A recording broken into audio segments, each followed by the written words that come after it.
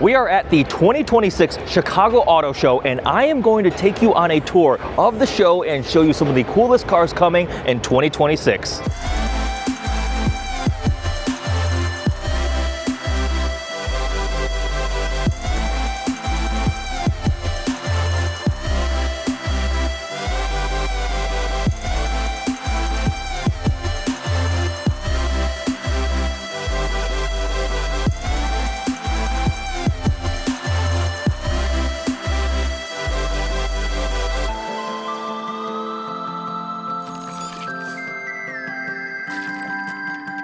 When you first enter the show, we have Ford on the right and Toyota on the left. But I want to start with Ford because front and center, we have the new Mustang Darkhorse SC. So it's building on the Darkhorse name. It looks like Ford is saying goodbye with Shelby branding because this is like the Shelby GT500 brought to the latest generation S650 Mustang. Now the Darkhorse has a 5-liter Coyote V8, but the SC, I think it stands for supercharged. I don't know if they confirmed that or not. You see the badge right there on the side, puts the 5.2-liter supercharged V8 from the previous gen GT500. Now this engine has been living on in the Raptor R and the Mustang GTD. They haven't confirmed official power numbers, but I'm expecting close to 800. The GTD is what, 815, right? The previous GT500 was 760 if I recall correctly. So it's got to be in the high 700s to maybe 800 horsepower, but beyond just the power figures, you have some pretty cool other things. Look at that. Those are carbon wheels and the accent color on those brakes. We got carbon wheels, carbon ceramic brakes.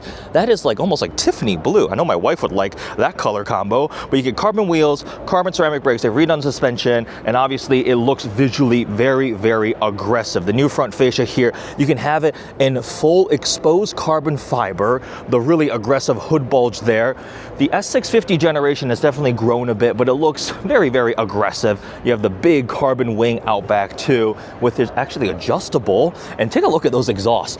They're rectangular, almost like vertically oriented exhausts. So this is the Darkhorse SC. We have no idea on official pricing yet. We do know that it's dual clutch only, just like the previous generation Shelby GT500. So no manual transmission available here. Rear wheel drive and pricing, that's another big question mark. They said it would be between the current Darkhorse and the GTD, which is a massive price range because the Darkhorse now is like 60, 70. You can option to 80, so you can do carbon wheels on a regular Darkhorse too. The GTD is like $350,000 to $400,000 depending on how you option it. So there's obviously a lot of space between both of those. If I had to guess, I think it'll be in the hopefully low $100,000 range, maybe like 125. But the thing is, once you start optioning up with carbon wheels, carbon ceramic brakes, all that exterior carbon fiber, I would not be surprised if this could be a $150-something thousand car, maybe even more, depending on what the packages end up costing. But the Darkhorse SC, I know we spent a lot of time immediately talking about this. I'm a bit of a Mustang fan. I've had a couple before, and I'm excited to drive this thing and see what it's like. But let's continue moving on with the Ford display here. We have the Mach-E. They've been making incremental updates to this. Now, as a Mustang fan, I was not too thrilled with the branding usage of Mustang on these things, but they certainly do sell well. People do like having Mach-E's. This is pretty cool. The Bronco DR. Now, this is not road legal. You can see it looks a straight off-road Baja race truck, but taking the Bronco brand and really elevating it. Why do companies go racing? Why do they build things like the Darkhorse SC, the GTD, that halo effect? They want excitement. They want somebody to see this thing here and go, wow, that is absolutely so badass. I'm gonna go buy a regular road-going Bronco, right? Or a Bronco Raptor, but these things are cool. I think I saw somebody actually convert one of these to make it road legal. There's some places we can do that kind of thing, but this one, they V8s here. Remember the regular road going, even the Bronco Raptor is still EcoBoost V6, but that's pretty badass to see. We have the Mach-E Rally. The popularity of these lifted, slightly more off-road leaning crossovers and cars are really gaining popularity. We've got, that's a cool color combo. Look at those bronze wheels over this pink finish. Whew. Okay, the base price $32,600. GT starts at $46,500 in order to get the 5-liter. Darkhorse regular was $64,000, premium $70,000. What do you guys think the Darkhorse SC is going to cost? Comment below. I'm very curious because depending on the pricing, how is it going to stack up against a Corvette Z06 and ZR1? This is the RTR Mustang, kind of a drift package there. I believe it's only EcoBoost, but you know, Von Gittin with all the drifting stuff, they're really building that collaboration with Ford. Some cool branding touches there. Lightning, RIP, ending production. We got F-150s, F-150 Tremor. Oh, Maverick Lobo. Now that I do like. Little lowered street truck. It's got a diff. Actually, this thing will drift. I was able to do some little baby slides, and I love the monoblock. I think they call them like turbo fan wheels. Such a cool look. This one's all blacked out here, but the Maverick, man, they are really selling them because it's affordable. It's got plenty of practicality. It has a very efficient powertrain option. This one on the steel wheels is like work truck spec, but Maverick is very popular. I'm surprised more brands aren't entering that space. Like Maverick is demolishing the Hyundai little truck, right? I think they're going to try to redesign it, but Toyota's not in that game. Other brands aren't in that game. On the other side of the truck segment, we have the Super Duty, massive. The Tremor treatment has been spreading to other vehicles in the lineup. I call it a low-calorie Raptor. It's a Raptor that's gone on a diet. So the F-150 Raptor is real badass, but the F-150 Tremor is still off-road capable, but just more livable. It can tow more. It does not have the crazy wide fenders. But now Expedition and the Explorer also have the Tremor treatment.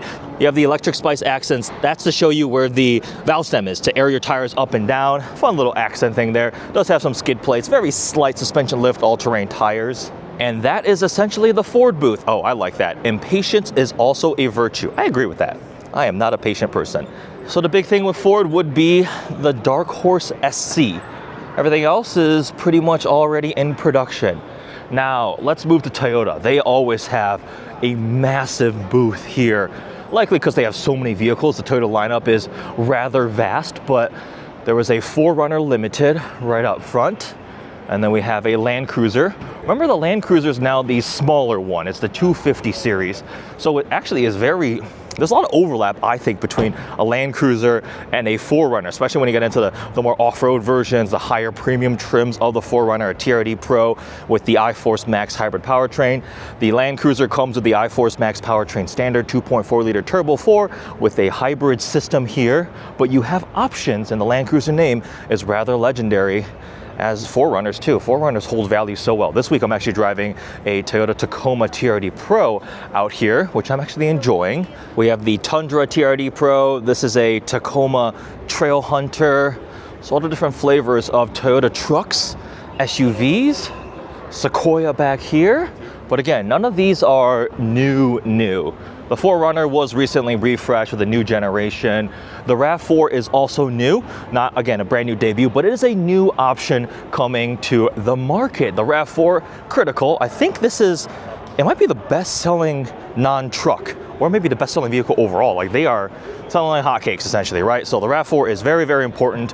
Hybrid powertrains, and if you take a look at this one, it looks pretty sporty, doesn't it? They've applied the GR treatment. It's the GR Sport. This one has a prototype body kit. That's why it looks even cooler. But anyways, you can do a GR now, so the front fascia here looks a bit more in your face. GR is growing as a sub-brand. Gazoo Racing for Toyota. You have the GR Corolla, which is a lot of fun. Supra, though, that is saying goodbye, and they still make the 86, I think, right? But anyways, the RAV4 right here, I think it looks really nice. I have not driven one quite yet, but I expect to see a lot of these on the road because, yeah, Toyota sells RAV4s very well. They gave it a more boxy look almost, I feel like. Take a look at the interior real quick. Lots of physical buttons too. You do get the big screen there, but look, buttons on the steering wheel, physical controls here. You got hybrid powertrains, nice space practicality, efficient. And I think that's a nice looking crossover. And lots of different personalities across the RAV4 lineup. Like, take a look at this one. The Woodland trim is the light off-road treatment, kind of like Ford with the Tremor on the Explorer, but slightly more aggressive all-terrain tires. Anything on the inside, we got some copper accents there you see on the center console and on the steering wheel. Very chunky looking shifter there too. And then look at the front fascia. So lots of little tweaks. You actually have rigid lights there in the grille. So that's the Woodland version. We see it's very squared off, boxier looking new RAV4. So that definitely is a cool car coming in 2026. Toyota certainly has some fun enthusiast options with GR. You have the Supra, although that is ending, the GR Corolla, and the GR86. And I just noticed, I think they have partial paint protection film on the front end here. These cars at auto shows definitely suffer some wear and tear when you have thousands of people checking them out and poking and prodding them. But this thing, the GR Corolla, is such a fun little hot hatch, little pocket rocket, right? What they can push out of a little turbocharged 3-cylinder, these things are definitely quite fun. And I love that Toyota is definitely still speaking to enthusiasts. That is very orange. I believe this debuted at SEMA. Man, that paint is actually pretty spectacular. We got drilled and slotted brake rotors. This is the concept, the GTS concept, but imagine a sporty, hot Camry. This thing actually looks legit pretty cool. And then obviously right there, that is not remotely a production vehicle whatsoever. It's a time attack version of the BZ with an absolutely enormous wing. Now, there is a really cool Toyota that debuted that's not here. Not that surprised that it's not here because it hasn't been shown in America as far as I know, but the new GR GT. Toyota's building a supercar again.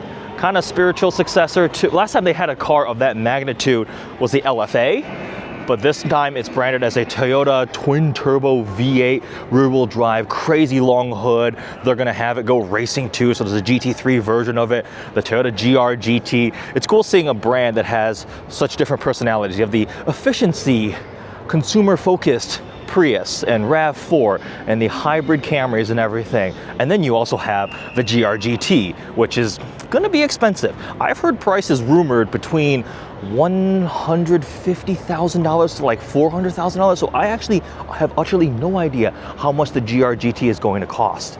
I can't wait to see the GR GT in person because a brand new rear-wheel drive, two-door, two-seater supercar from any brand is pretty exciting. From Toyota is also exciting. They're gonna go racing. I don't know what it's gonna cost. I really hope it's like in the 200 range, right? I think they could command that price point. But I remember seeing some rumors as high as 400. I'm like, I don't quite see that, right? It's not like the LFA replacement. There was an LFA concept, but that's electric. And I really hope they don't. Anyways, we do have a GR GT coming. And also this is the updated BZ, right? They dropped some of the letters. It used to be like BZ4X, XY, Z7, whatever, too many letters. But now it's just the BZ on our EVs. But there's the Toyota booth, a lot of different vehicles. We have another BZ hanging out over here, lowercase b, capital Z. But there's a Toyota booth. What's new? Nothing massively brand new released here, but we have RAV4, obviously, and we also have GR GT. And now we have Chevy. These are part of the Stars in Steel collection, essentially a graphics pack, but it's celebrating America's 250th birthday. We have the Silverado EV here. There's an E-Ray, Colorado, Silverado back there. And from the launch images, it looks like it's available. There it is on a Z06. There's an E-Ray, Silverado, Silverado Heavy Duty, Silverado EV, and the Colorado. The first ZR1X was an even more limited one-of-one Stars in Steel collection in this satin gray finish that sold for a charity auction. It was like $2.6 million. The first ZR1X was auctioned off. And I actually don't think there's a ZR1X on display here, which I'm a little bummed about. But we've seen it at auto shows before, but you can see the graphics pack here. We've got the stars and the stripes there and that steel metallic finish. The stripes come along back here too. It's a cool little option there. But right here is a ZR1. So this is non-big high wing, not a ZR1X, a regular, as if any ZR1 can be regular. I mean, it's 1,064 horsepower. Also, Hysteria Purple is a epic color. This is one of my favorite new paint finishes for the C8, this and Roswell Green. And as a ZR1, you have the air duct here, the extraction that does get rid of your front trunk, so storage takes a little bit of a hit. You still have the trunk in back, but it definitely looks so cool. These are now being delivered to customers with the big carbon wing. It looks crazy. With the regular one, it's kind of a sleeper stealth one, but 1,000-something horsepower out of a C8 makes my Z06 look pedestrian, right? We've got a Z06 here. The new 2026 updated the interior, 2026 model year. So you can see they got rid of the Great Wall of Corvette buttons. They redesigned the center console. This one's the carbon fiber package here, but the drive mode toggle has been changed. Your cup holders have been changed. There's a wireless phone charger there, and also the screens. There's an additional little screen here, redesigned that one there. So tweaks to keep the C8 generation going, which it's been around for couple years now. 2020, I think, was the launch, the first model year of the C8 Stingray. So we're on to 2026 now. But what does the future hold for Corvette? Maybe this?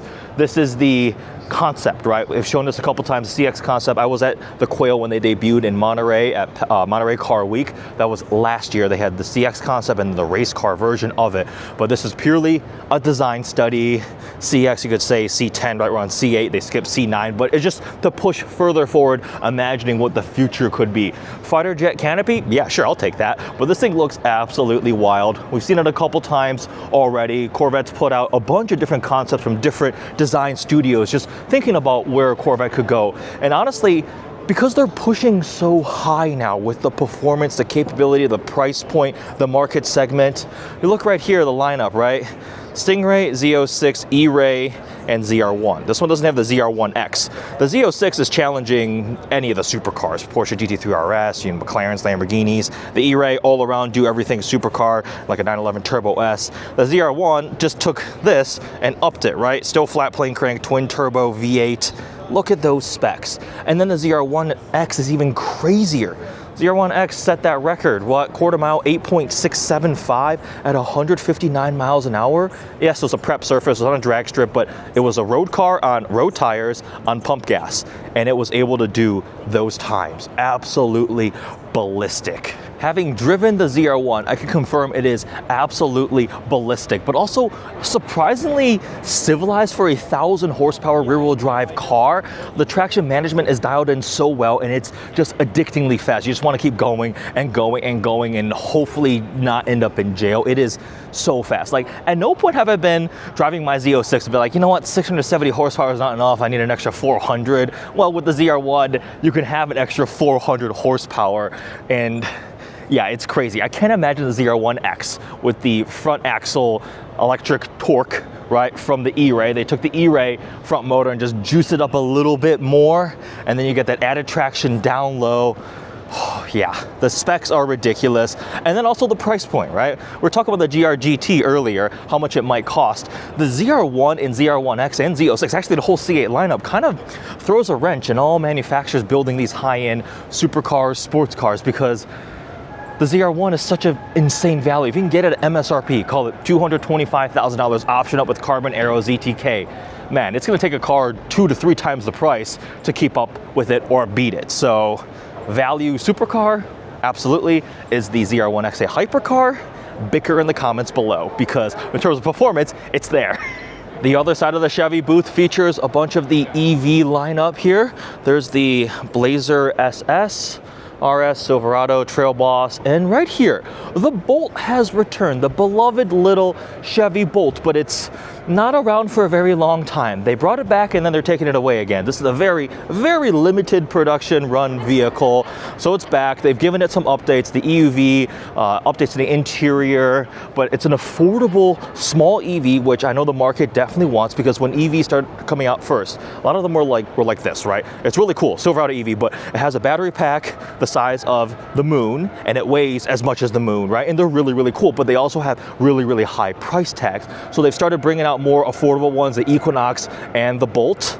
What will they do in the future? No idea, because electrification is, how do I phrase this, waning in interest, right? The market seems to be shifting a little bit, and OEMs are starting to follow suit. So no idea what the future holds for small, affordable EVs. We'll see. But the Bolt here is a new vehicle. It's a new vehicle that was also kind of already an existing vehicle, but it's technically new for this year. So the Bolt. Now, this is not new, but it's cool to see a 1958 Chevrolet Impala.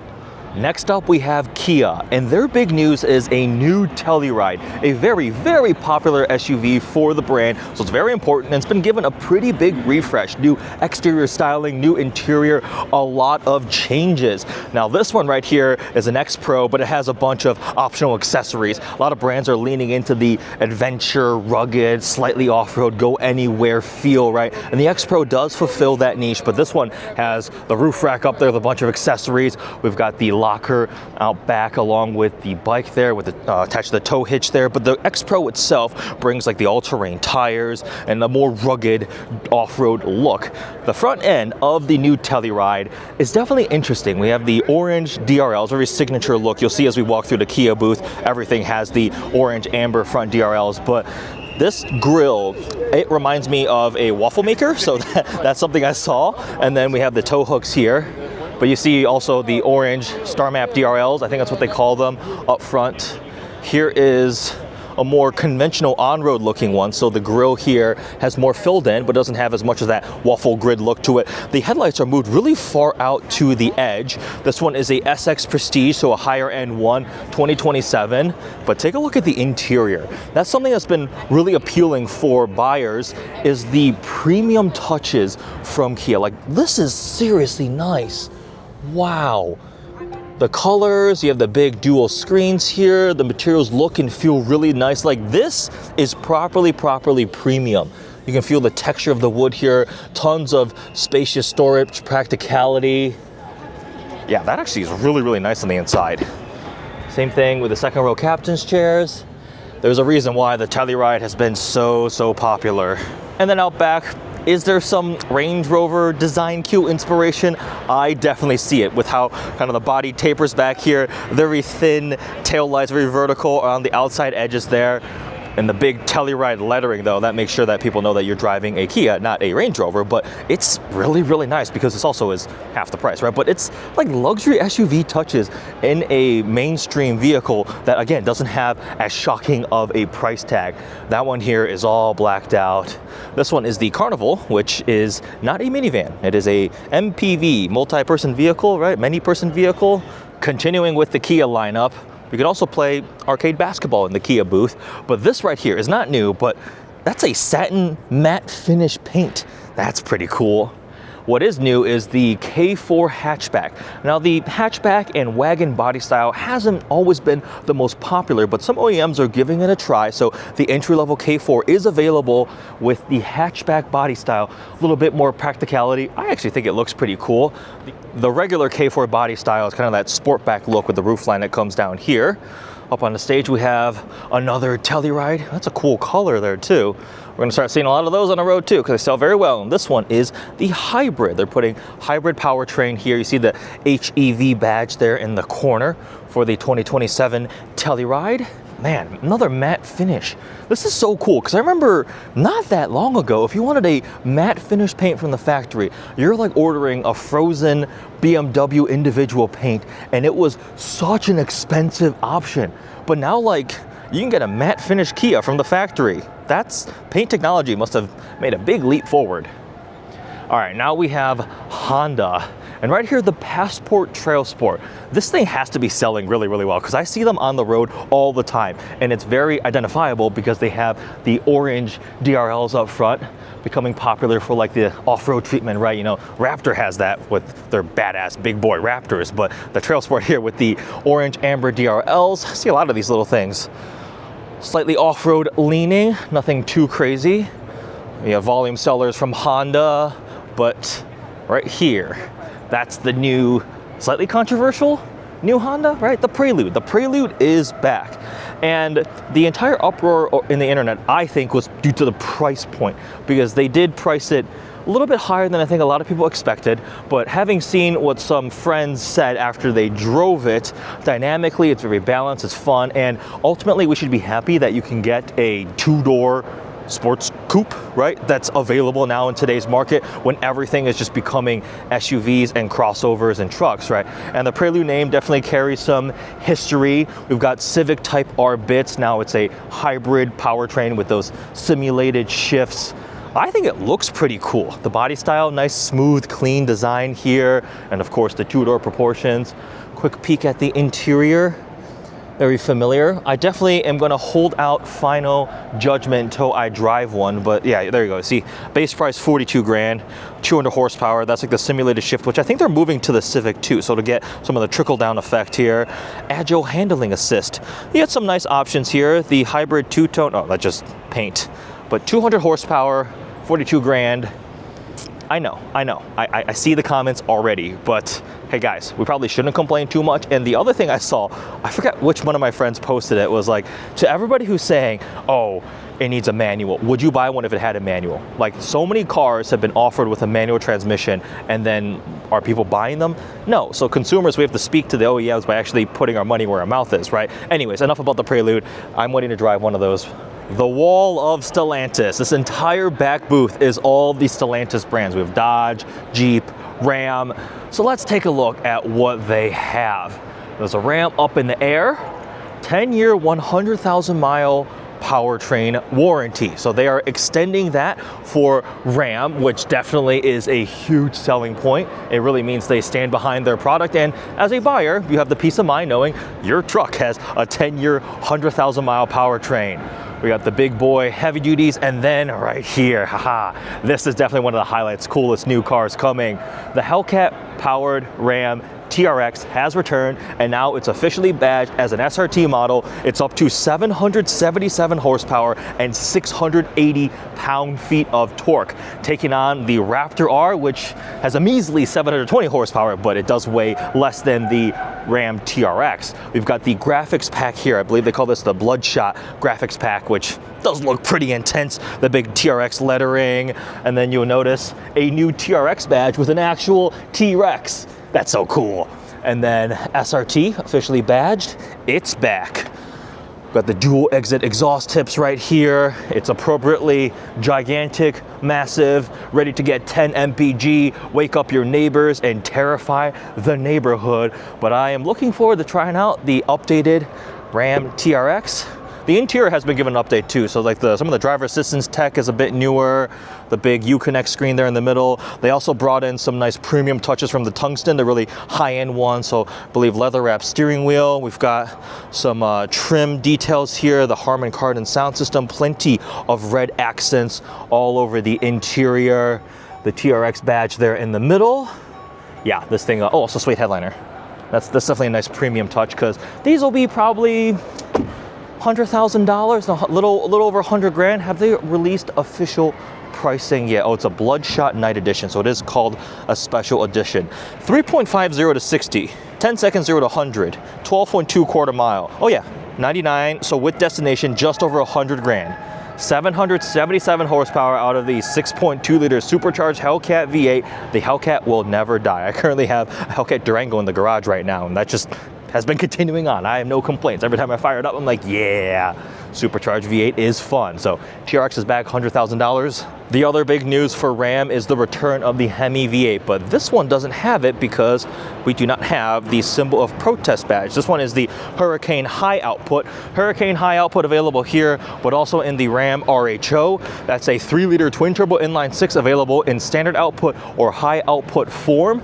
This is what replaced the TRX, but everybody was like, wait, what do you mean? Supercharged V8 to a twin-turbo inline-6? But this really was more like a Raptor EcoBoost V6 competitor. It's honestly really balanced, really fun to drive. The sound is just okay, right? I obviously would prefer the sound of a Hellcat V8 and the TRX, but the RHO is actually a really, really nice truck. We did just spend a week living with a regular Ram 1500 with the Hemi. I think the only one is up here. You kind of see the badge there on the fender. It's like a Ram with a V8 out back, and it comes standard now with a GT exhaust, so sounds really good too. But this one right here, what do we have here? This looks like a Ram from the future, right? They've got like a restyled logo. The taillights are all futuristic looking. They come in to the tailgate. This right here, the Ramcharger, the REV, right? The Ram 1500 REV, range extended, right? Range extended vehicle. I think that's what it stands for. There's so many acronyms now. They have range extended electric vehicle, EREV, electric range extend. Anyways, this is the REV, first ever range extended full-size electric pickup truck. So the way this works is it uses the battery to power the electric motors to drive it. But you don't want to sit there charging up your giant EV truck for way too much time. So they have essentially a generator motor that extends your range. So you can put gas in it if you're on a road trip and you just keep driving and keep driving. This seems to be the solution that some of the OEMs are starting to converge upon, because Ram was working on it first, they announced it first, but now Ford has canceled a Lightning, and I believe they confirmed that the next generation Lightning would be a range extended powertrain. So decent sized battery pack, right? But not absolutely enormous like in a Silverado EV. Again, those battery packs are just the size of Pluto. But this thing will have a decent sized battery pack so you can drive day to day in all electric mode. And then if you have time to charge it at home, charge it, right? But if you just want to put gas in it, the engine will kick on. If you need more power for towing or something like that, right? It can kick on the engine, just keep everything topped up and going. Styling wise, looks like the headlights are very, very similar to the regular one, but then they add this light bar here in the middle with the Ram lettering illuminated. So very identifiable as a Ram, because if you can read, it says RAM up front. But anyways, just slightly restyled. I'm very, very interested in driving one of these to see what it's like. What's another OEM that's doing this powertrain? Oh, Scout. When Scout comes out, they're also gonna have a big EV platform, but also have a range extender, a little engine generator. The thing is that engine is not hooked to the wheels. So it literally is just for recharging the battery. So you still get that instant torque and response of EVs. It's smooth. You can also have the engine run at the optimal efficiency point, right? Engines have this whole range in which some points they're not very efficient, some points they can just really be efficient. So with it as a generator, you can operate it at its more efficient standpoint. So overall, things should be better in terms of efficiency. On the other side, we've got a Power Wagon. Big old truck. Now, actually, the news here is it's available with the Cummins turbo diesel, but I believe there's a restriction. You can't currently do the winch up front because of airflow for the diesel powertrain, but that's new.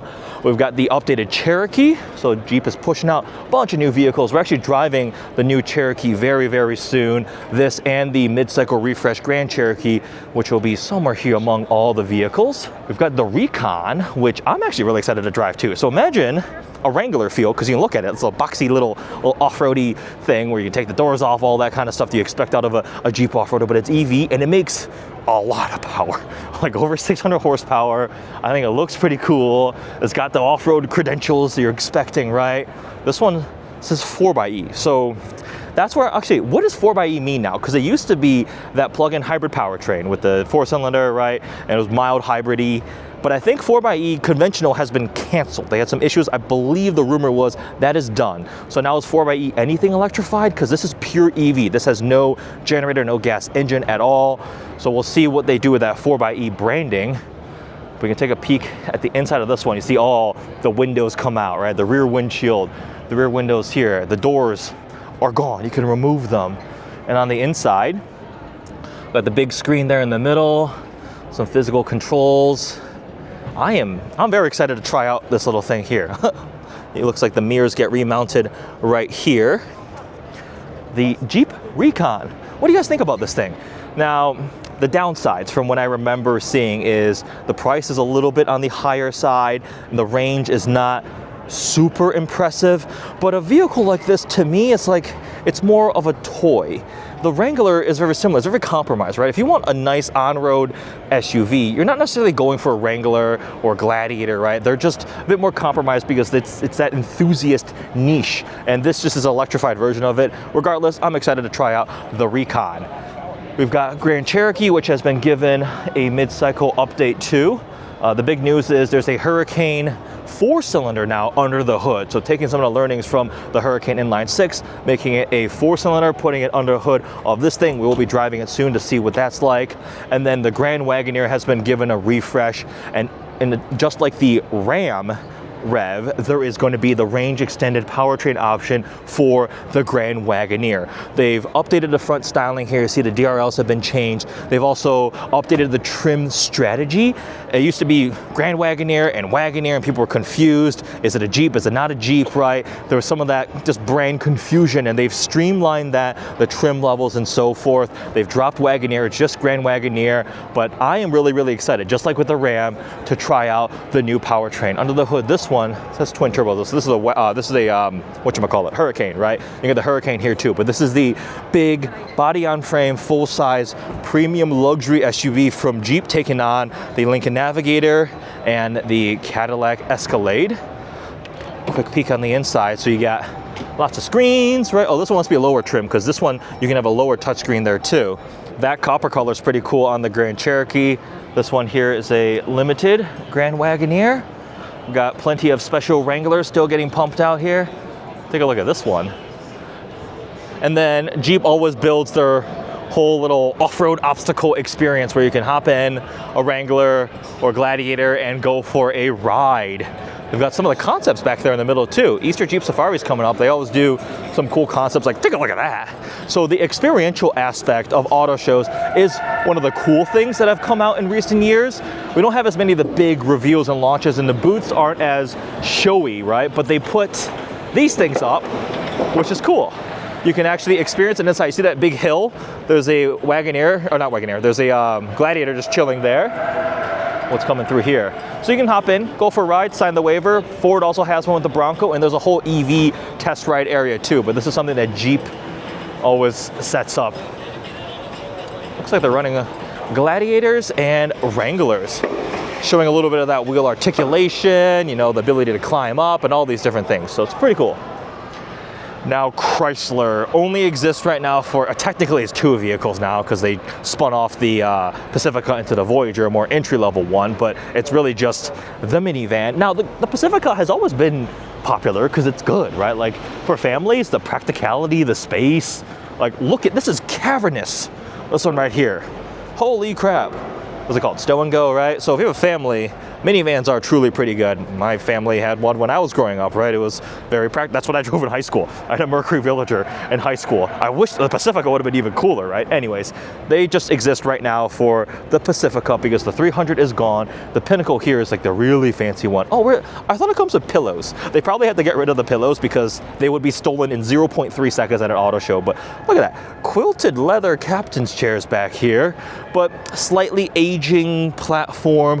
What is Chrysler going to do? Are they going to build a 300 off this platform with the Dodge Charger, right? Maybe, we'll see. It's probably going to be an EV crossover, but honestly, I am not quite sure what's happening with Chrysler at the moment, but this is their lineup. They have this concept thing they've shown before, like an off-road go everywhere. It's called the Grizzly edition or something, but you can see it's got suspension lift, all-terrain tires, the roof rack there, some lights up top, this matte gray wrap, and you got a little logo right there.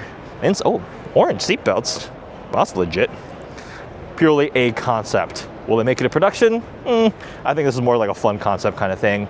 Now Dodge, we have Durango Hellcat Jailbreak, which I currently have at home in the garage, which also means jailbreak means you can do any color combination you want, right? So you can really go kind of wild. This one is definitely pretty bold with the blue and yellow. Maybe they're a University of Michigan fan. Actually, no, that's orange. That's like a light orangey yellow with a brown interior. Whoa. But you still have a supercharged V8 and the Durango. Long live the Hellcat. Actually, wait, I have a solution that will save Chrysler. Put the Hellcat V8 in the Pacifica. It's been done by aftermarket builders, YouTube guys, right? Do it from the factory. That'll never actually happen, but imagine that. That would be so much fun. We do have the new generation Charger. Now this one, Daytona EV, you can see that the way to tell is you have the front wing. Well, also the way to tell is it doesn't have an engine, right? But you've got the aero thing right there, but the gas-powered version, they were not able to do that because of the airflow requirements. The gas-powered version here, this is the 2-door, has a Hurricane inline 6. So there's 2 different versions. You've got the 6-pack with the high output, and then there is the regular RT. So the Scat Pack here, 550 horsepower. It is all-wheel drive with available full rear-wheel drive modes. You can do drift mode, all these different things here. Having driven it, it is big, right? But handling-wise, it was pretty good. It was quick, it was fun. In some ways, if you look at the ingredients, it's like, did they make an American version of the M3 and M4, right? It's available, all-wheel drive, rear-wheel drive, twin-turbo, inline 6, automatic transmission, but just kidding aside. This thing is interesting. I am waiting to see if they do a Hemi or a Hellcat version again. I have a feeling it might happen because Stellantis' solution to a lot of their problems is slap a V8 in it, which I don't mind. That's a pretty good solution, right? I'm happy about that. But this one here with the 6-pack, style-wise, it looks really cool. I think the styling, it's definitely that muscle car presence, looks and size. It's also interesting, there really isn't anything this is competing against anymore. I really don't view the Mustang as a competitor to this, because the Mustang, look at how it's evolving. Look at that Darkhorse SC, look at the GTD. It's going more towards like dynamic sports car stuff, where this is still more kind of your traditional muscle car thing. Oh yeah, also has line lock, right? You can do burnouts. But there's the RT version there. Also the Hurricane inline six, just a slightly lower powered version. You also have a gigantic space in the back because it's like a hatchback, right? So the whole thing opens, and it's actually pretty dang practical in the rear. You can fit a lot of stuff back there. This one is the four-door. Interesting thing, the wheelbase is the same between two-door and four-door. So four-door just makes it easier to get in the back, because the two-door is also a four-seater. What do you think? Would you buy a new Charger? I need to keep moving because there are a lot more cars left to check out. At the Nissan booth, one of their new vehicles is the all-new Nissan Leaf. It has been redesigned and it's now like more of a little crossover here, but it has some really appealing specs and it's a still reasonable price point. You can have over 300 miles of range, $30,000 price point, and it's got some nice features too. All right, take a look at that interior with the double screens. Having driven it, it's pretty nice for a very affordable price point. And because we're at that weird transition point between J1772 CCS charging standard and the new NACS standard for all new OEMs, this one actually has two different charging ports on different sides. But then there's a weird caveat with which one does fast charging, which one does lower speed charging, right? So you can use some adapters to kind of play around with it, but it does have both styles of charging ports on this vehicle. So I believe the caveat is if the Tesla style port doesn't do slow charging, it only does fast charging, DC fast charging, and the J1772 is what you would need for an at-home slower charging. 303 miles of EPA estimated range for the S Plus grade right there. Nissan also has the Sentra, redesigned too, affordable but stylish. I think it looks pretty cool. Interior has some nice ones. This one is the SR trim, I believe. Yep. So I got the more sporty touches there, slightly sportier personality. Carryover powertrain, so no big changes there, but it means they can keep it at a reasonable price point. The Kicks, another affordable car from Nissan. And then here we have the Rogue plug-in hybrid, and you see the Nissan badge on it and you might be like, isn't this a Mitsubishi? And yes, you would be right. So this is very, very interesting. This is a new vehicle technically for Nissan, right? A 2026 Rogue plug-in hybrid, because they have not had this hybrid powertrain option here. So it's the Nissan Roguelander, but it's a plug-in hybrid with the Rogue badging. They've done some things to change the front fascia, right? Slight differentiation, like this gets painted down here. Obviously you have a Nissan badge and they did a little bit of grille treatment here. But you get 248 horsepower, looks like 38 miles of all-electric range is the final official number, 420 miles of total range. And having driven this and also the Mitsubishi Outlander plug-in hybrid, it's actually a pretty nice vehicle. It's smooth, it's quiet. You got quilted leather on the inside, some Nissan touches there. So this is a stopgap measure because there's an all-new generation Rogue coming, and that one is going to come with some new powertrain tech that we have never seen before, e-Power here in America. I got to preview it by driving the Nissan Qashqai, which is not a vehicle sold here, used to be as the Rogue Sport, but it's a new powertrain similar to the range extenders where the engine is simply acting as a generator and the thing is driven by the electric motor. So all new Rogue coming soon. This is another short-lived vehicle, just kind of filling a gap. You can very clearly see the regular Rogue and the hybrid one. Yeah, they look quite different. Brothers from different mothers? What will the saying be there? We have the Nissan Z Heritage here. The midnight purple paint is really cool. It's subtle, right? If you're not under direct lighting or in the sun, it just looks kind of dark green, black, but when the light is hitting it, you can see that with the gold wheels, which is really cool, the red calipers there. You got a twin turbo decal on the side. It's based off the performance trim of the Nissan Z. You got a Heritage Edition sticker there, a little carbon back there. The Z has also been given a refresh. The front fascia has been redesigned, couple tweaks. This one is still the previous iteration, right? The body style. So there'll be a updated Z coming, a mid-cycle to keep it fresh and going. And again, how many rear-wheel drive available manual transmission sports cars are available right now? Very, very few. So I am happy Nissan is still building these for us, and the Nismo version is supposed to be getting a manual transmission, which I'm very excited about, because when I drove the Nismo Z, I was like, okay, cool, sharper, a little bit quicker, a little bit more fun than the regular base Z. but I wanted a manual transmission, right? That car to me is all about driver engagement, the joy of driving, a little fun, nimble sports car with a twin turbo V6. So I believe they're gonna be remedying that by putting a manual transmission in it. We have the Murano, which has also been refreshed not that long ago. The previous gen one was kind of on life support. It just went forever. I think what happened there was the Aria came out, and that was supposed to replace the Murano, but then they realized not everybody wants an electric crossover in this space, so they had to keep building the old Murano, and they finally gave this thing an update. Very distinctive styling here. We have the stacked headlights up top, and then the DRLs that flow into the grille here, an evolution of the look. Kind of resembles a fish to me, actually. Also, if you look at the side, kind of, you see there, and then there, it looks like a fish. But we've got really nice interior touches. This here is inspired by Murano glass. So the Murano name actually comes from like Venetian glass in Italy, and they're like the light gradient, the color gradient here. It's actually a really, really cool touch. They continue it on the doors too, the brown interior, the quilting. So here is the Murano. In Nissan news, the Aria has been canceled, so Aria is done, and they are focusing on the Leaf as their affordable little EV. Also, you know what's gone from the Nissan lineup? The R35 GTR. We knew this was gonna happen. The GTR was around for a very, very long time. And I spent a week with one, maybe like 3 or 4 years ago. It was Bayside Blue, and I still really, really enjoyed the R35 GTR. That platform was groundbreaking when it came out. I mean, it was just absolutely crazy. I remember watching the Top Gear episode, and I think it was Jeremy Clarkson, like narrating, talking about how the engine is built in this hermetically sealed chamber and all these crazy things about the GTR taking on Ferraris and Lamborghinis. And they built it for a very long time. Now, will we get an R36 GTR?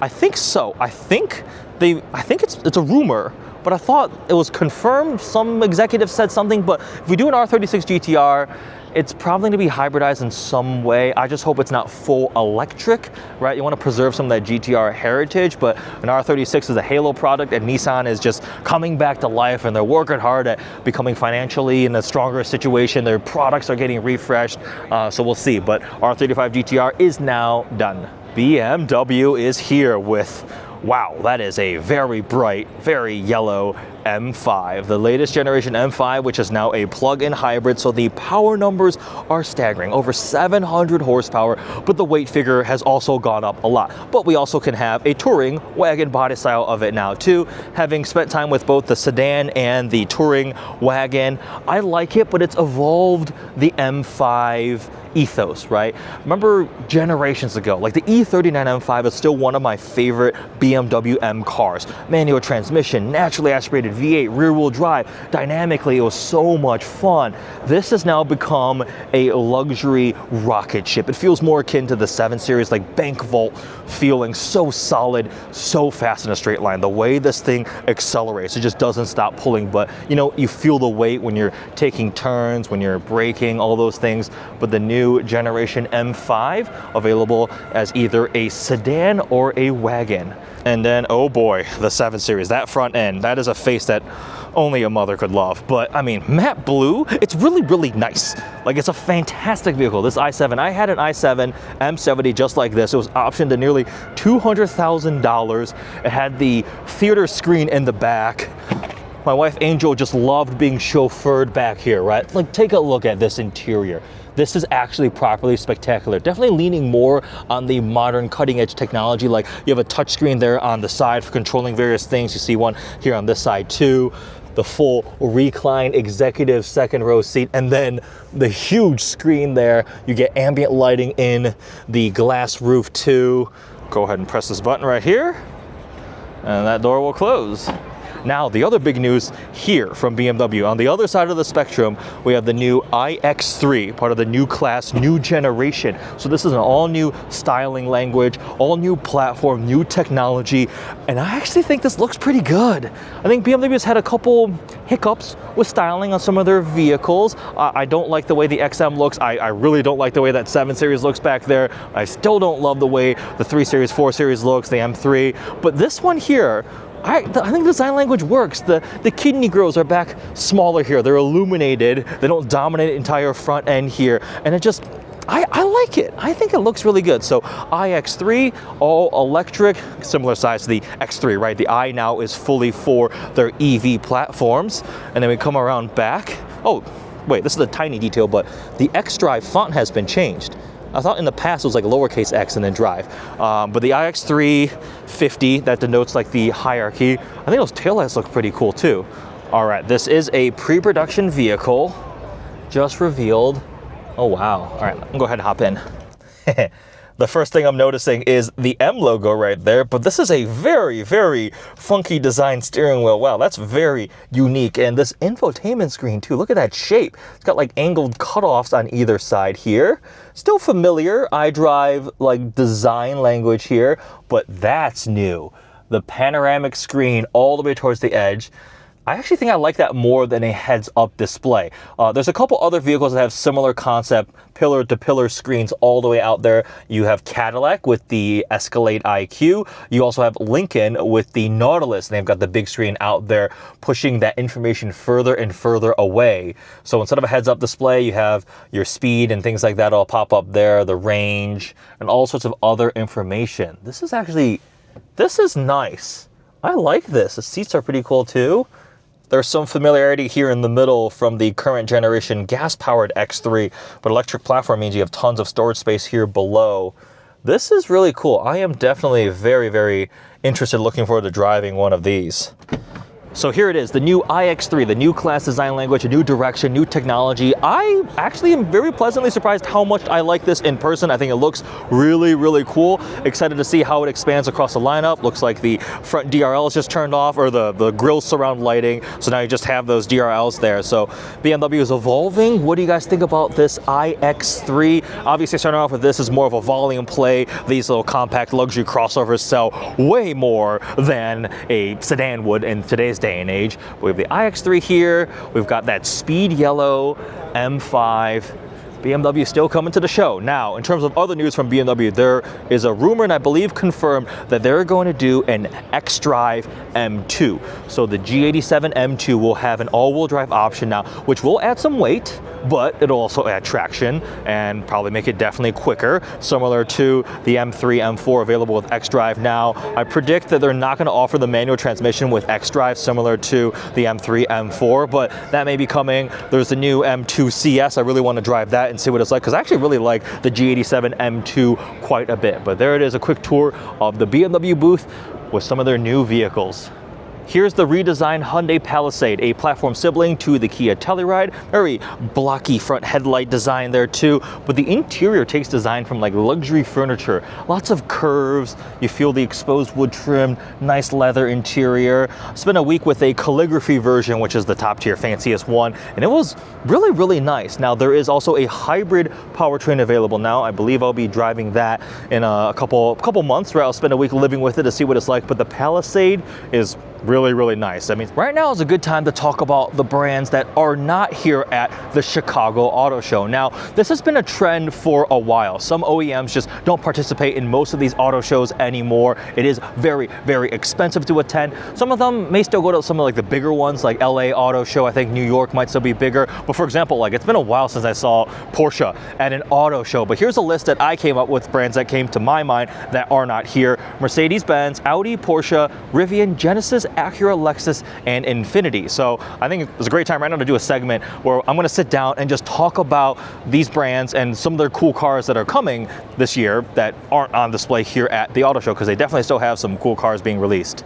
I am going to sit down for a moment because I have been running around the show for literally 5 hours and I am exhausted. But let's talk about some of the manufacturers that were not here and some of their coolest new cars coming that I wish were here, because it would have been nice to see them. In no particular order, Mercedes-Benz. There is a new generation of the CLA. They've changed exterior styling, interior. There's a lot of screens with some cool new technology. That would have been nice to see. But even bigger news from Mercedes would have been the S-Class refresh. It's a mid-cycle action again, mid-cycle update on the current generation of S-Class, but they've tweaked the styling of the front end, the lights, the grille is larger, lots of stars, a lot of illumination, right? The three-pointed star hood ornament now can also illuminate. The taillights have been updated, the interior has been slightly tweaked, the screens now is that big super screen system. So yeah, a lot of modern cars have a lot of screens, but the S-Class says there's actually a pretty substantial amount of stuff changing, and under the hood, even more interesting, there is now a flat plane crank V8, a twin turbo V8, which I was shocked when I read that, because typically flat plane crank V8, you think about like exotic sports cars and supercars, the Corvette Z06, the Shelby GT350R, Italian supercars, not a big executive luxury sedan,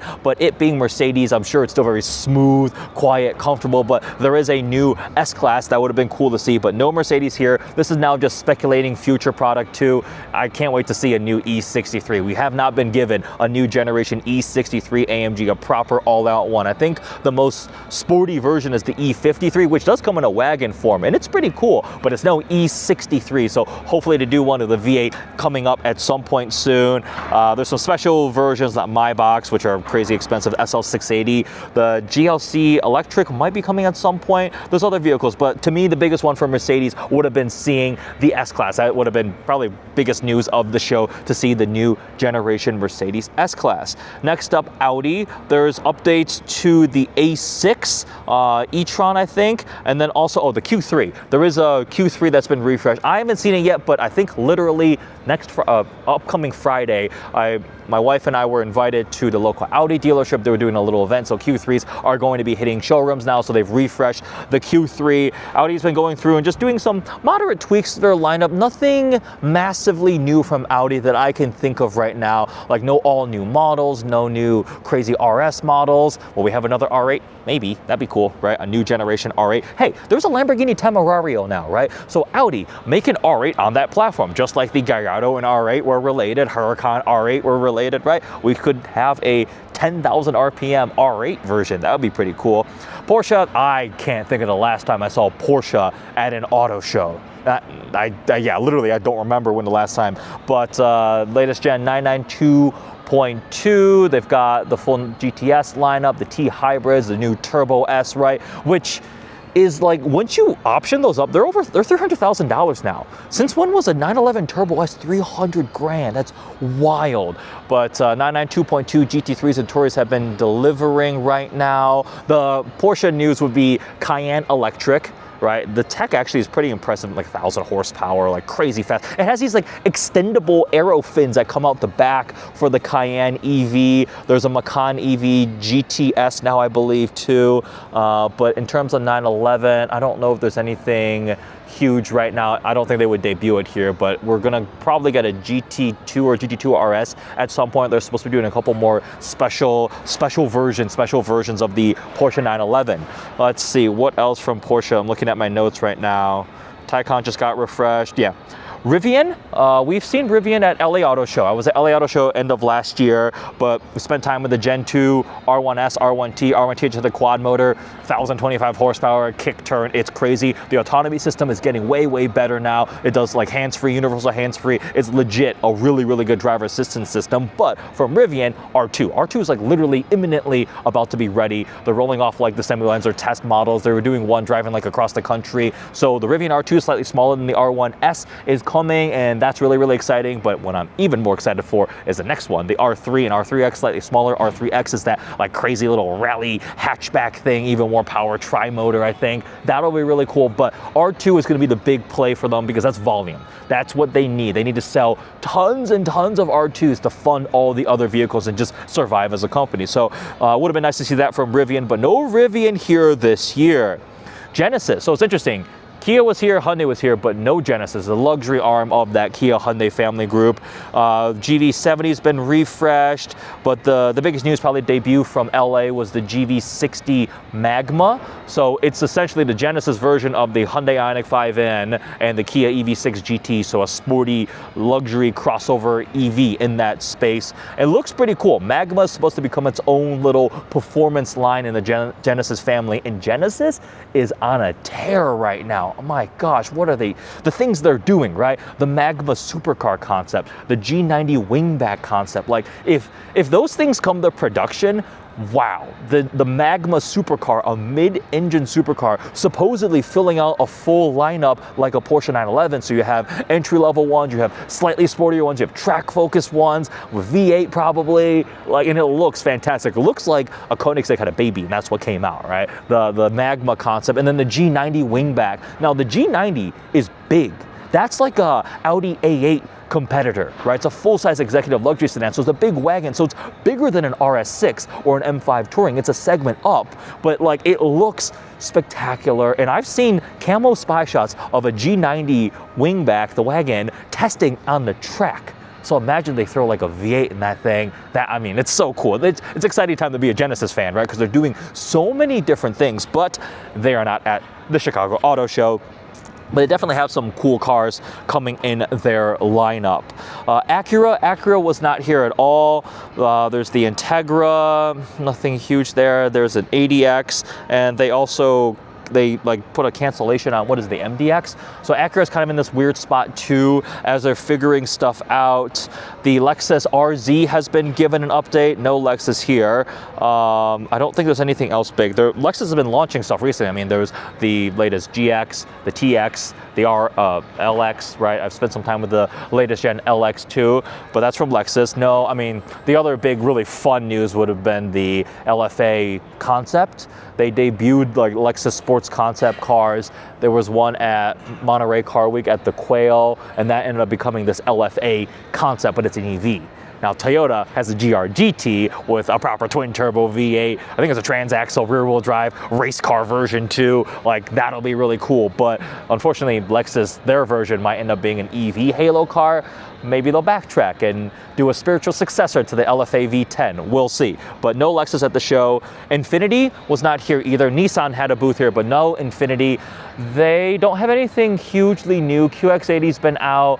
QX60's been refreshed. QX65 is expected to come soon, previewed by that monogram. Is that what it's called? Monograph?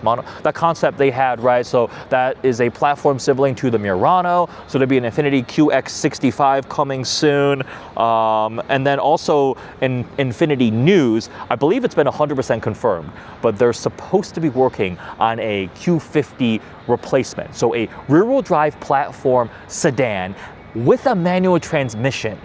Like, talk about speaking to enthusiasts, and likely with some iteration of the twin turbo V6, the VR30, probably, maybe hybridized lineups depending on their whole hierarchy. But I think in Japan that'd be the Skyline, right? But Infiniti Q50 rear-wheel drive platform, manual transmission, heck yeah, right? So that's not this year. That's like a future thing. I remember hearing rumors and stuff talking about that. Who else was in here?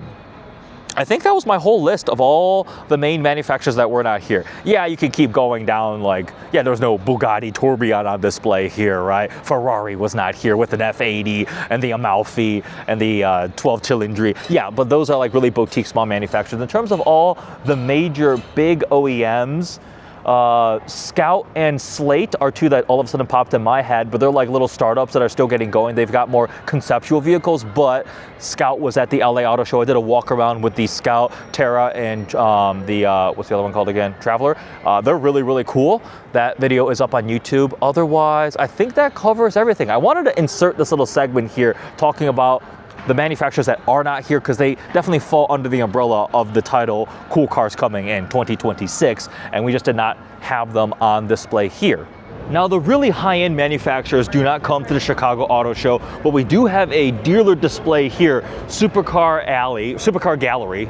Let's quickly check out some of these gorgeous supercars, starting with the new Aston Martin Vanquish Volante, the flagship Grand Touring supercar from Aston, twin turbo V12, ridiculous power, beautiful styling. The interior is also spectacular. Honestly, Aston Martin is on such a tear right now. They are building some spectacular vehicles. The looks of this thing, I haven't gotten to drive the new Vanquish yet, but I've heard it is pretty amazing. And then next to the Vanquish, we've got the Vantage S. This new generation of Aston Martin Vantage, I'm in love with. I love the looks. This might be slightly controversial, but I think the new Vantage looks better than the Vanquish. I know this is the flagship, way more expensive, top of the line version, but I mean, this just looks like a baby 177 to me. The proportions, it looks so good. They turned the power up so much. This is the Vantage S compared to the pre-refresh. The pre-refresh was, what, 503 horsepower? And then this is like 656 horsepower now. 150 horsepower increase. It looks spectacular. It's amazing to drive. And this one, green with the bronze wheels, oh, over tan. Whoever spec'd this did a spectacular job, pun not intended. We have the DB12 here.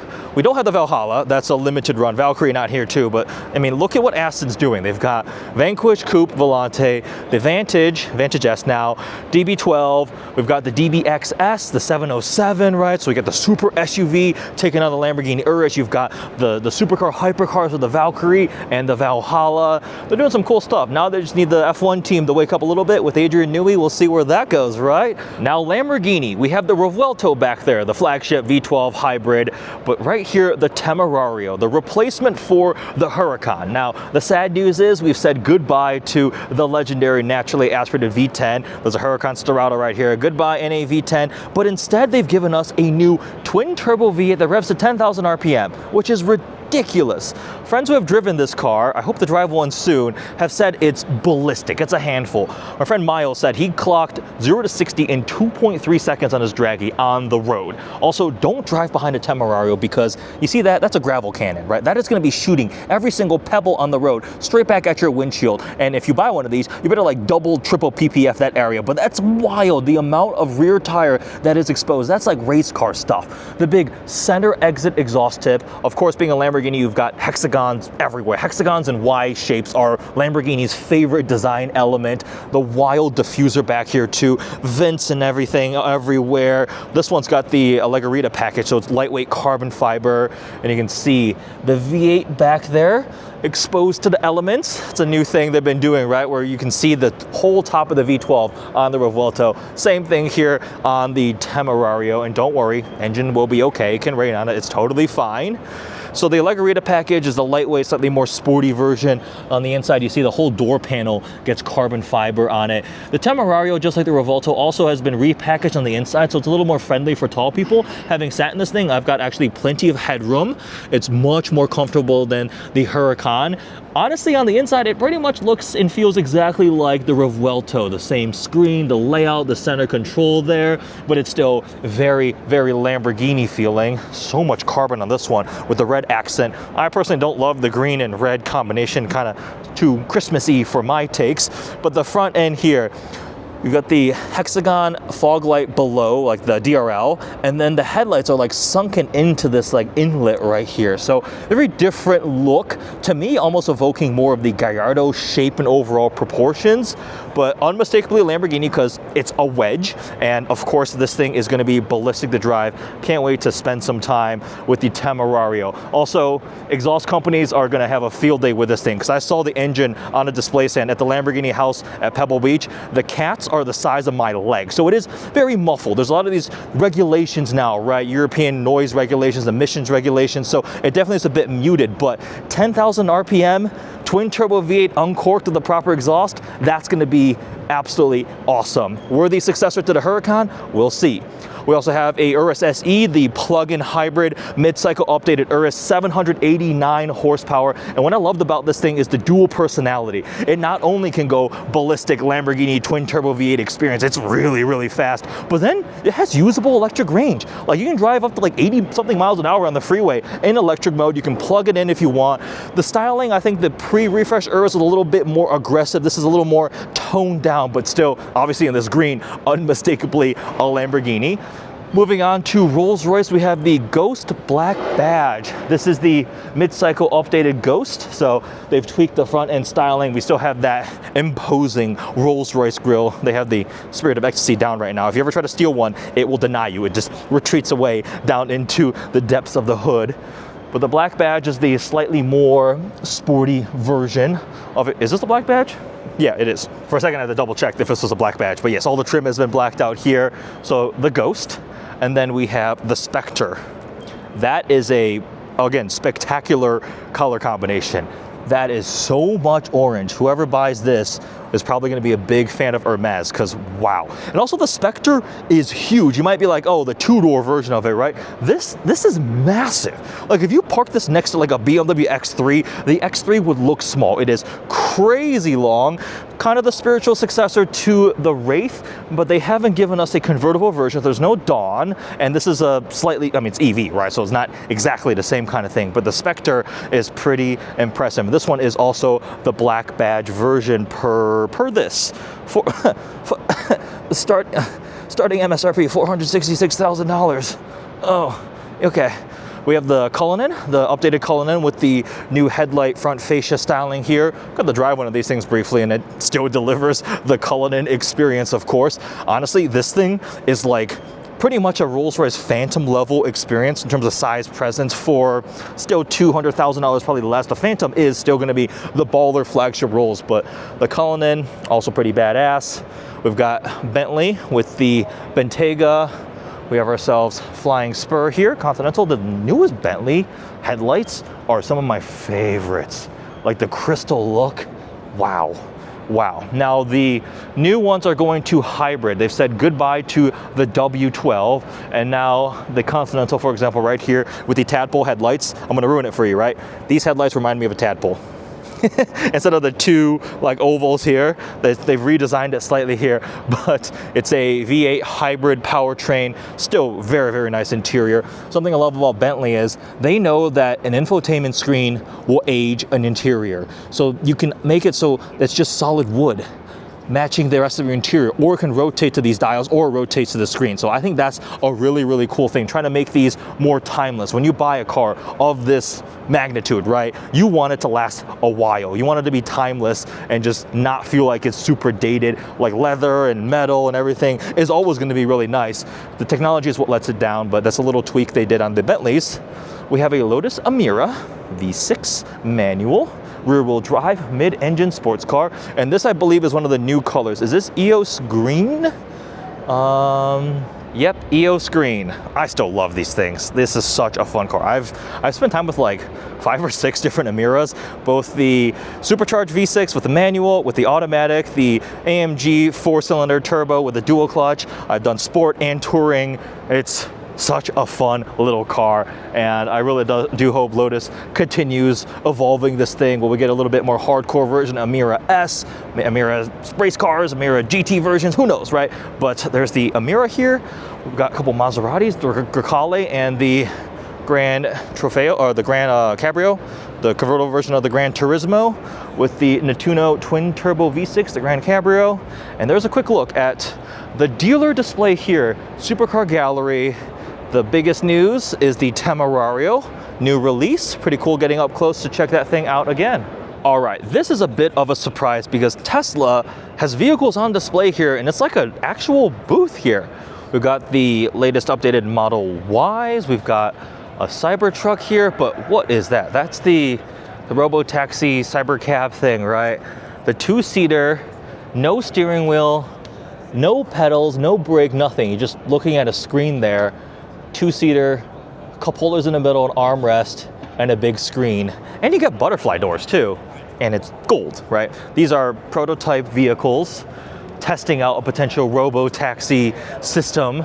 Now, it's been covered at length, but like if you want a robo-taxi, why would it only have 2 seats other than for the marketing and the look and the wow factor? Like, yeah, it does look like a sleek, futuristic, minimalist spaceship. Look at the wheel covers, the doors that go up, right? But from a practicality of moving people around, I feel like more than 2 seats would be a good idea. Look at Waymo. They're doing like a little mini bus thing based off, I think it's a Zeekr platform. So this definitely, I think it was designed to just catch the headlines. But man, would you get into a car with literally no steering wheel, no gas, no accelerator, no brake? Like, you have absolutely no control. Current Waymos right now, they still have the steering wheel, right? I mean, you're not supposed to touch it at all, but I think psychologically you still see it there. Now, this is a big step forward. I'm interested to see how this evolves. But again, from a practicality standpoint, like, what if you have a family that you want to travel with, right? What if you got more than one friend that you're trying to go somewhere with? Maybe, I think maybe they did studies like most times, people who ride share or get driven in a taxi cab, it's just like one person on average, like 1.5 2.5 people on average are being driven at a time in a taxi or something like that. So that's why they did two-seater. But anyways, this right here is pretty cool to see, actually. First time seeing it in person.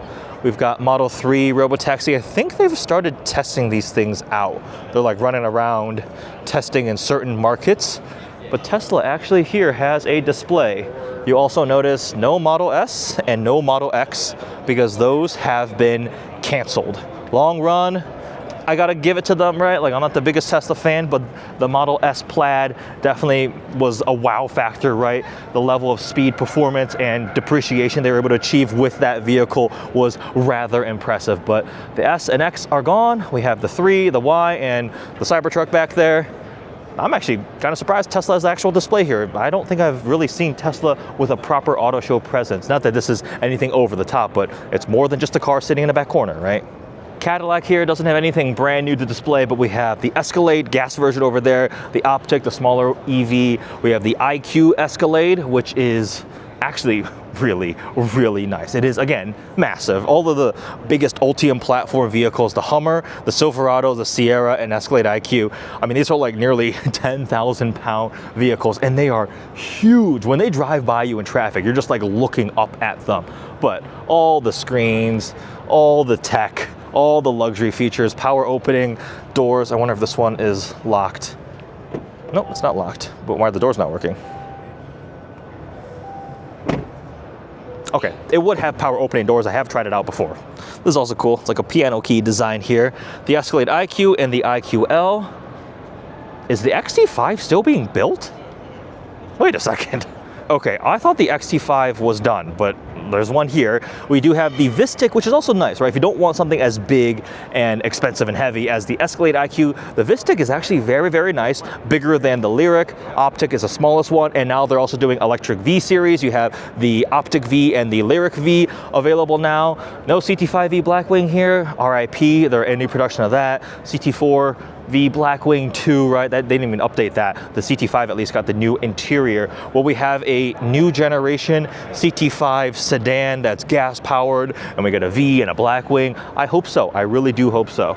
Over there, that's the EV test drive loop. So they have all these little tents here, little booths where you can put down your information, probably sign a waiver, and then they'll let you go for a little test drive experience in various different EVs. Looks like there's an EV9, I see an Equinox, I see a Silverado EV, I see a Bolt over there too, and whoa ho ho! This might be one of the most expensive cars here on display. That is the Celestiq, the Cadillac all-electric flagship. I got to spend some time in one of these, and the details are really, really impressive. So many things are like a machined billet aluminum. For example, like the trunk surround, where normally in most cars, even high-end luxury cars, it would be plastic. It's a big piece of metal, right? It's really, really nice. The styling is very interesting. The rear just continues tapering back here, and the taillights are pretty much on the side of the vehicle, more on the side than actually on the rear here. But the Celestiq, an all-electric flagship, really going up against something like the Rolls-Royce Spectre.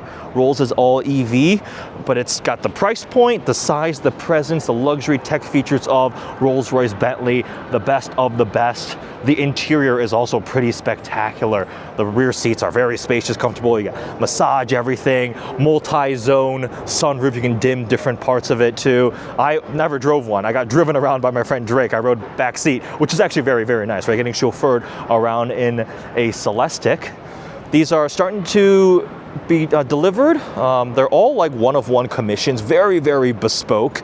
But if you look up front, like that is all metal. That's not plastic up front in the front fascia. So this is a halo model for Cadillac. I actually know somebody, he's a member at the car club I'm part of, out of office garage. He took delivery of one. It's a green on green, and he loves it. I asked him, like, he sold his Audi S8 and picked up a Celestiq. He ordered that thing, commissioned it, and he is a big fan of it. BMW is here for the EV test drive with the 5 Series, and then look at this. This is a VinFast, a Vietnamese startup, really trying to get into the American market, and that's difficult. This is a VF9, so it's the larger one. If I'm not mistaken, I thought one of them was styled by Pininfarina. It might be this one here, but it has a very distinctive look. You get the V up front with the lighting here, with the V logo, and then a big hood scoop too. Looks like a lot of, it reminds me of the one on the Dodge Charger Daytona, right? It's because airflow was so important on EVs, so big frontal air, they can channel air up through there, but also makes it look visually very, very interesting. I've seen some VinFast on the road, mainly in California, in LA. Really haven't seen any in Michigan on the road, but they're trying to expand into the US market. Can I see a price tag here? This one is $65,000. Will they succeed? We'll see.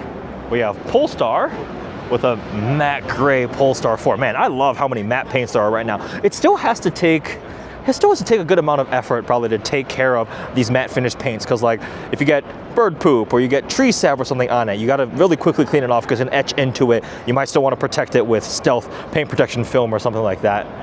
Ooh, I would love to win a Zeppelin. I have a Bowers of Oak and Zeppelin at home. I love those. And then back here we have Lucid with the Air. So this actually is not a regular Air, it's part of their Recharge program, which is their new certified pre-owned program where you can purchase a CPO vehicle from Lucid. They've done the inspection, they extend the warranty. So the Air is a sedan platform. Having driven a good amount of different Lucid Airs across from the Pure, the entry-level one, rear-wheel drive, up to Touring, Grand Touring. I haven't driven a Sapphire yet. I really want to try that one. That one is absolutely ballistic. It's like 1,234 horsepower, crazy. But these things are incredibly efficient. It's the only EV, I believe, that's rated by the EPA at over 500 miles of range. So it's an iteration that does 512 miles of range. But the other big news from Lucid is the Gravity. This is what, hopefully, if it does well, will keep pushing Lucid forward, because SUV sales are big. And while this may look a little bit more like a minivan body style, this is an SUV. Practicality, packaging is definitely really strong. Like, look at that. You can sit up front. You've got the drop down protection for your front fascia there. You can hang out there if you're tailgating or something. You got the Lucid design language evolved onto a crossover SUV. Wow. The big floating curve screen there. Actually a very squared off steering wheel, probably for visibility. And then the infotainment screen here in the middle. So I am actually spending a week with a Gravity very soon. So I'll have more in-depth thoughts with one of them. This one, I believe, this one's a Grand Touring?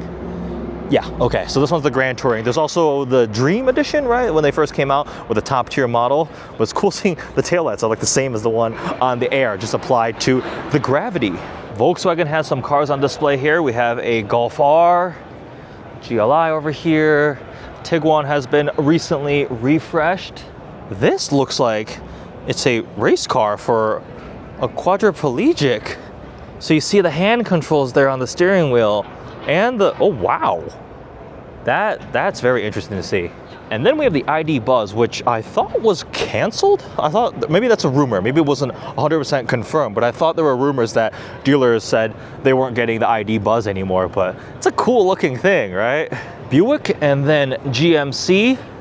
Nothing all new from either of these two brands as far as I know. Yeah, these are all been launched. Latest gen Yukon Denali Ultimate. This is like the GMC version of a Cadillac Escalade. They just loaded up with nice luxury features, but technically it's a little bit more under the radar than an Escalade. You know, some people might not want to be seen driving an Escalade if they've got clients or customers or something like that, but they're really nice. Got the rest of the GMC lineup here. There is some enthusiast cars back there. We'll circle back in a moment. I want to focus on the OEM stuff first. The Acadia, Sierra, AT4, Denali, the Hummers. There is a mid-cycle update to the Hummers. There's a carbon edition now where you get carbon wheels on a Hummer EV, which when I first saw it, I was like, wait, what? Right? Like, this is such a heavy, big vehicle, and carbon wheels. I mean, you're lightweighting the moon, obviously, but like, it's quick, it's really ridiculously capable, and the Hummer EV, SUV, and pickup truck. Looks like they just have the SUV on display here. I'm seeing a lot of these things on the road. Now, I'm in Detroit, right? So you got a lot of GM employees, probably have employee discount prices and things like that, but I am seeing a lot of Hummer EVs out on the road. We've got the Sierra EV, and dang, look at that orange on this AT4X Canyon. Oh, it's an AV. Wow, that is That is vibrant. I like that. We did an off-road trip in Montana with GMC, and we did the whole AT4X line drive. It was the Canyon, the Sierra, and the big 2500. And they were all AT4X or AEV editions, and it was so much fun. It was beautiful. Montana, climbing up the mountains, right? You started at the base of the mountain, and once you get to the top, it's like snowing. The scenery was amazing, and the trucks were pretty dang capable too. But this thing, AT4X HD. When we were driving these things around, I felt like we needed Jurassic Park music, because I felt like I was lumbering through the fields and like a brontosaurus or something, right? Absolutely massive AT4X HD. We have a whole overlanding section here with various trucks, Jeeps, with roof tents. This segment is becoming very, very popular too. Those are even more legit. Look at that thing. That looks like it could survive the apocalypse. But you've got the conversion vans, right, with a slight lift with the sprinters and things like that. You can go off the grid, camping. I would love to spend like a weekend in one of these things. Look at that. I love the packaging creativity, like maximizing every inch of space and just storing things away, and the clever ways of designing things to just use all the space in your van, right? You got power, you got outlets here. Oh, the seats spin around. That's pretty cool. Yeah, that'd be cool to go camping one of these things. All right, before I get too caught up in exploring these overland vehicles, to Subaru we go. And here is what was featured in the latest Hoonigan Gymkhana video, a Subaru Brat that's been fully race carified, appropriate for the Gymkhana series, right? The things this thing did was pretty ridiculous. Go watch that video. But the arrow, the active arrow is wild. The scene where it's like grinding along the side, the edge of the pier was absolutely ridiculous. So cool. We've got some WRX, the yellow edition ones right here. Is this one a TS or a regular? Yep, it's a TS, which is tuned by STI. Again, no full WRX STI version quite yet, so they give you suspension, you got Recaro seats, I think upgraded brakes, just little tweaks there.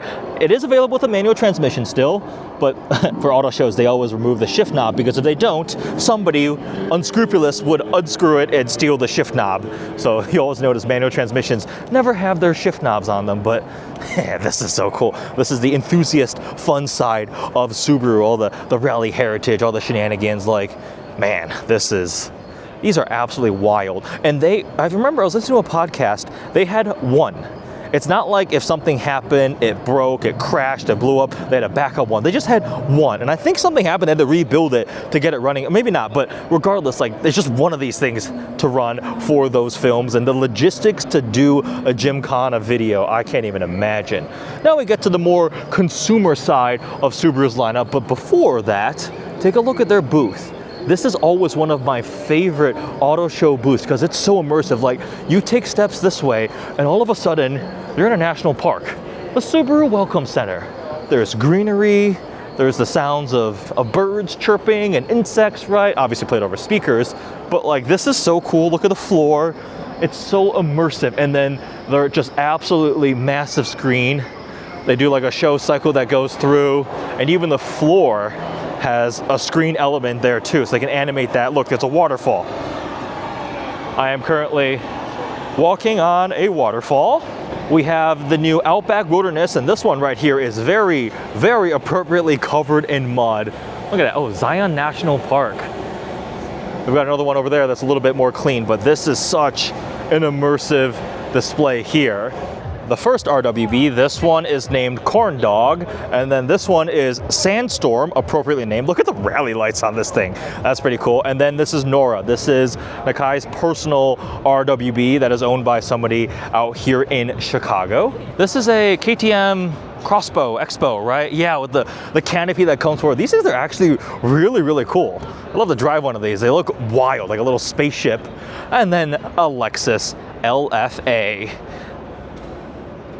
No words need to be said. It's an LFA. Huracan Storado CLK DTM convertible. These are rare. Looks like it's from the Graham Rahal collection, along with a roof. Ooh, some pretty special Porsches here. 3 RWBs, a roof, the Ultimate Wolf. Wow. All right, that is my tour of the 2026 Chicago Auto Show, showing you some of the coolest cars coming in 2026. My personal favorites, my highlights would be the Mustang Darkhorse SC, the BMW iX3, and the Lamborghini Temerario. Those are the three that really stood out to me that I thought were really cool getting to see in person. Obviously, there are many, many more cars that aren't here on display, but I hope you guys enjoyed this tour of the auto show and a preview of what the automotive market is going to look like this year. Hope you guys enjoyed this video. Thanks for watching.